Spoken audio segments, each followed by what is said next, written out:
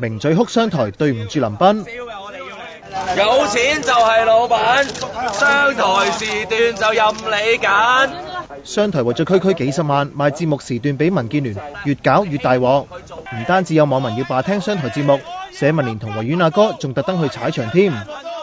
我而家申請一個陰間頻道，咁呢啲係訂金嚟㗎，呢啲咧就係嗰啲貼士啊，俾阿自增嘅。佢哋質疑有民建聯贊助，商台日後唔會持平報導，要求商台唔好播民建聯個節目住。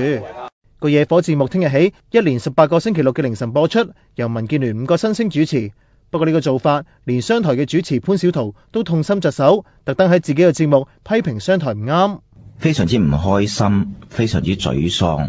即係民建聯成立之後嘅歷史，佢一次又一次出賣緊我哋嘅利益，香港人嘅利益，種種嘅事例話俾我聽，呢個係一個唔可以相信嘅一個政黨嘅時候，多咗呢個平台俾佢做呢一個嘅宣傳嘅時候，我自己覺得引入一個魔鬼咯。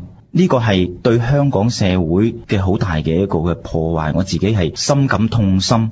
佢話容許政黨用金錢控制傳媒係百害而無一利。當日香港商業電台嘅節目主持林彬先生就係俾呢個嘅左派係活活燒死，而佢捍衛嘅正正就係我哋今日將會失去嘅言論空間啦。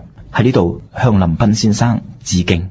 一手促成收民建聯幾十萬贊助嘅黃永喺自己個節目就死撐冇問題，話相信民建聯唔會喺節目做政治宣傳。咁佢仲暗示唔知民建聯係咪政黨喎？因為譬如而家政黨佢唔係用一個政黨嘅身份去做一個登記咧，其實係真係難做嘅。調翻轉頭你諗下，如果係銀行嚟賣廣告或者特約廣告冇事啦。連港台都話商台唔啱，黃永就踩港台主持龜縮，不過之後就收翻呢句說話。